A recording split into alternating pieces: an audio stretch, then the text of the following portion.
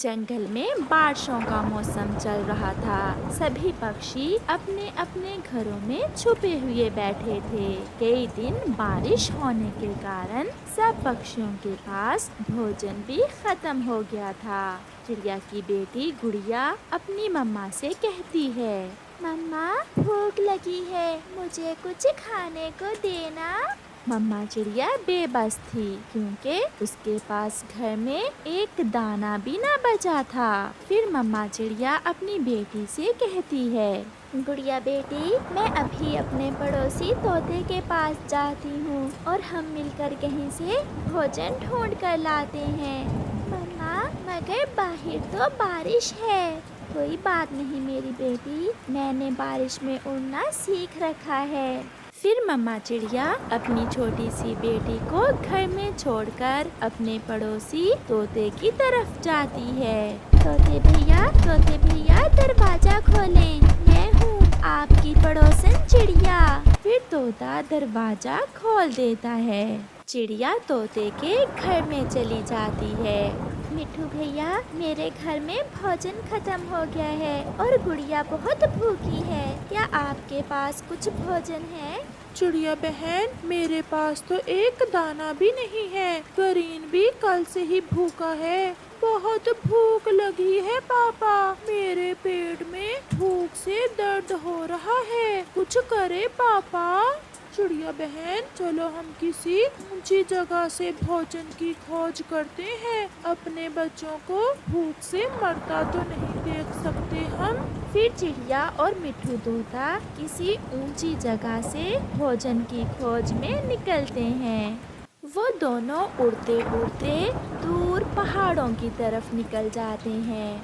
चिड़िया और मिट्ठू एक जगह बैठ जाते हैं। मिट्ठू भैया, मैं उस तरफ जाती हूँ और आप इस तरफ जाइए, दोनों तरफ देख लेते हैं, शायद कहीं से कोई चीज खाने को मिल जाए। फिर वो ऐसा ही करते हैं। एक दिशा में चिड़िया चली जाती है और दूसरी दिशा में मिट्ठू।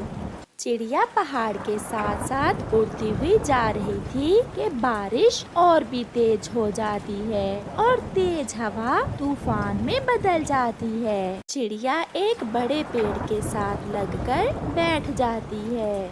बहुत बड़ा तूफान है, मेरा घर भी बहुत कमजोर है, मुझे बहुत डर लग रहा है। चिड़िया काफी देर तक ऐसे बैठी रहती है और फिर जैसे ही तूफान थोड़ा कम होता है तो चिड़िया की नजर पेड़ के पास जड़ों में जाती है। वहाँ एक पौधा गहनों का था जिसे देखकर चिड़िया बहुत खुश होती है। मिल गया, भोजन तो मिल गया, अब मैं जल्दी से मिट्ठू को देखती हूँ और घर वापस जाते हैं। फिर तेज बारिश में चिड़िया गेहूं की एक बाली अपनी चोंच में लिए वहाँ से उड़ती है। चिड़िया मिट्ठू को इधर उधर देखती है मगर मिट्ठू तो उसे कहीं भी नजर नहीं आता। फिर अचानक चिड़िया का ध्यान एक पत्थर के पास जाता है। चिड़िया तुरंत वहाँ आती है। मिट्ठू तोता खून में लथपथ वहाँ घायल पड़ा था। मिट्ठू को क्या हुआ? मिट्ठू बोल क्यों नहीं रहा? मिट्ठू उठो उठो, मिट्ठू कोई बात करो। मगर मिट्ठू कैसे बोलता, वो कैसे बात करता? मिट्ठू तो तेज तूफान में पत्थर से टकराकर मर गया था। चिड़िया थोड़ी देर वहाँ बैठकर रोती रहती है और फिर गेहूं की बाली उठाकर वहाँ से चली जाती है। चिड़िया जब अपने घर पहुंचती है तो उसकी तो दुनिया ही उजड़ चुकी थी, सब खत्म हो चुका था। उसका घर टूटकर जमीन पर गिरा पड़ा था और उसकी बेटी दरवाजे के नीचे दबकर मर चुकी थी। बहुत रोती है चिड़िया, ये सब देखकर बहुत रोती है। गुड़िया मेरी जान, आप भी मुझे छोड़कर चली गई, अब मैं किससे अपने दिल की बातें किया करूँगी, मैं किससे अपने दुख सुख किया करूँगी। फिर रोते हुए चिड़िया का ध्यान ग्रीन की तरफ जाता है। ग्रीन भी तो घर में अकेला ही था। मैं जाकर ग्रीन को देखती हूँ, वो अकेला डर रहा होगा। फिर चिड़िया अपने दाने उठाकर रोती हुई मिट्ठू के घर की तरफ ग्रीन तोते को देखने जाती है। मिट्ठू का घर तो ठीक था। चिड़िया मिट्ठू के घर में जाती है। आंटी आंटी, पापा कहाँ हैं? पापा क्यों नहीं आए? मेरे पापा ठीक तो हैं? चिड़िया उस छोटे तोते के बच्चे को कैसे बताती कि उसका पापा तो मर चुका है। उसका पापा तो उसे छोड़कर बहुत दूर जा चुका है। वो झूठ बोलती है। ग्रीन बेटा, आपके पापा को एक जरूरी काम बन गया था और वो कल आ जाएंगे। ये सुनकर ग्रीन रोने लग जाता है। मेरे पापा मुझे छोड़कर कैसे अकेले चले गए? मुझे अकेले डर लगेगा। मैं कैसे अकेला घर रात गुजारूंगा? चुप कर जाओ बेटे, आपकी आंटी है ना आपके पास। मैं रात आपके पास ही रहूंगी। चिड़िया की अपनी बेटी तो उसे छोड़कर जा चुकी थी। चिड़िया ग्रीन को अपने गले से लगा लेती है। वो अपनी बेटी की खुशबू ग्रीन से महसूस कर रही थी। फिर चिड़िया ग्रीन को दाना खिलाती है और वो छोटा तोते का बच्चा सो जाता है। सारी रात चिड़िया उस छोटे बच्चे को अपनी गोद में लिए बैठी रहती है। सुबह हो जाती है और बारिश भी रुक गई थी। आसमान तो ऐसे नीला था जैसे कभी बारिश हुई ही नहीं। सब पक्षी अपने अपने कामों को जा रहे थे। रात के तूफान ने पक्षियों का बहुत नुकसान किया था।